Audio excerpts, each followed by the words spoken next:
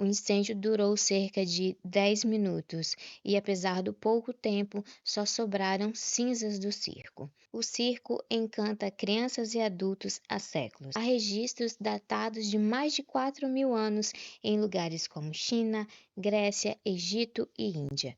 E por muito tempo, o circo foi a principal forma de entretenimento. No Brasil, o circo chegou no século XIX com famílias vindas da Europa. Os ciganos faziam apresentações públicas mostrando suas habilidades com ursos, cavalos e o ilusionismo. Mas um circo em especial marcou a história do Brasil, o Gran Circus norte-americano. Ele foi palco de uma das maiores tragédias circenses brasileiras. Oi! Se você está chegando por aqui agora, não se esqueça de se inscrever. Aqui tem vídeo toda semana sobre casos reais e misteriosos. O Gran Circus norte-americano pertencia ao gaúcho Danilo Stenovitch, nascido em Cacequi, no Rio Grande do Sul. A família de Danilo possuía vários circos. Em dezembro de 1961, Danilo leva o Gran Circus para o Rio de Janeiro. O circo foi anunciado como sendo o maior e mais completo circo da América Latina. Para vocês terem uma noção do tamanho, o circo tinha 60 artistas, 20 funcionários fixos e 150 animais. Além disso, o circo tinha uma lona verde que pesava aproximadamente 6 toneladas. Antes de se instalar na Praça dos Expedicionários, no centro do Rio de Janeiro, foi feito um grande desfile pela cidade para atrair o público.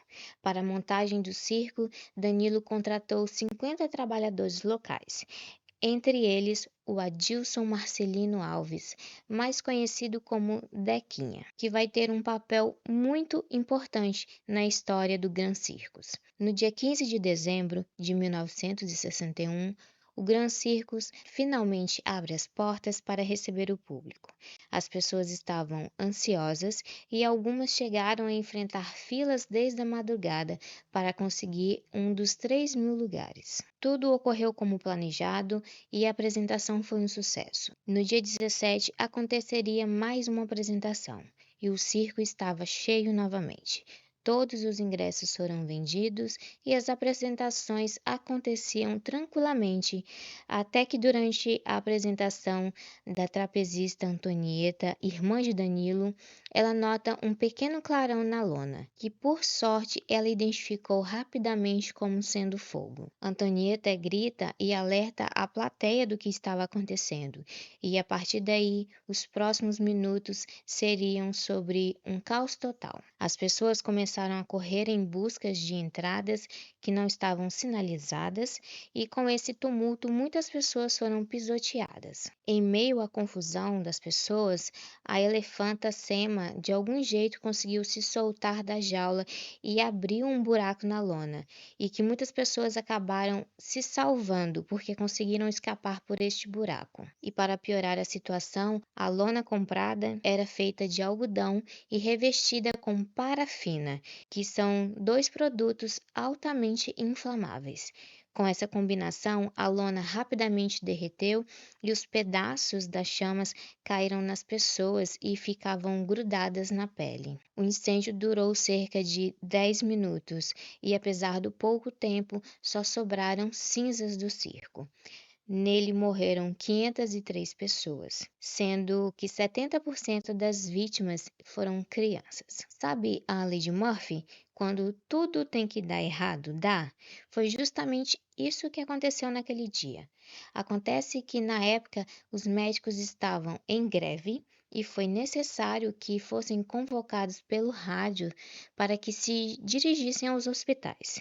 As salas de teatros, cinema, bares, praias e outros locais públicos foram inspecionados pela polícia à procura desses profissionais para atender os feridos.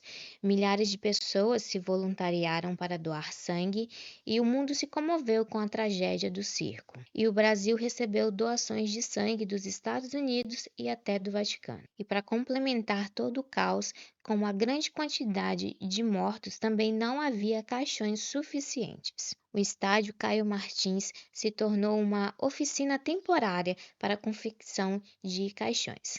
E se faltavam caixões, também faltavam sepulturas. Foi preciso criar um anexo ao cemitério. Foram chamados 300 funcionários da prefeitura para abrir novas covas no alto do morro. Até 50 presos, todos com bom comportamento, foram deslocados para o trabalho. Até onde se sabe, ninguém tentou fugir. O cemitério de Niterói também não teve espaço suficiente, então um terreno em São Gonçalo foi usado para enterrar os corpos restantes. O que causou o incêndio do Gran Circus? Bom, começando pela lona, que claramente não era adequada, já imaginamos que devia haver outros problemas. O circo apresentou vários problemas elétricos, não tinha extintores de incêndio e muito menos saídas de emergência, né? Lembra que as pessoas acabaram saindo pelo buraco que a elefanta fez quando fugiu. As grades que foram usadas para organizar a entrada não foram retiradas no início da apresentação, e o que tornou a saída das pessoas ainda mais difícil. No entanto, o Corpo de Bombeiros enfatizou as boas condições de funcionamento da atração e permitiu que o circo fosse aberto. Danilo, o dono do circo, nem sequer foi multado por usar produtos perigosos, e o Brasil mais uma vez se omitiu, já que situações como essa ainda acontecem. E lembra que lá no início do vídeo eu falei que foram contratados trabalhadores locais para ajudar na montagem, e entre eles estava o Adilson Marcelino, conhecido como Dequinha. Ele tinha antecedentes criminais por furto e um histórico de doença mental. E logo nos primeiros dias de trabalho, ele causou problemas.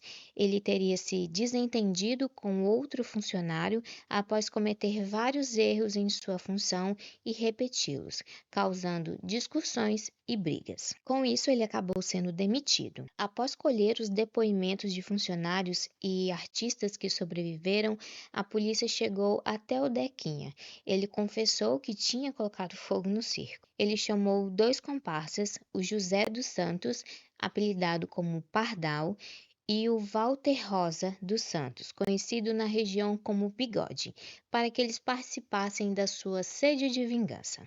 Ele comprou a gasolina e despejou ao longo da lona e ao redor do circo. O Dequinha foi condenado a 16 anos de prisão, sendo 6 anos em um manicômio judiciário como medida de segurança, e 7 anos depois ele fugiu e foi encontrado sem vida com 13 tiros.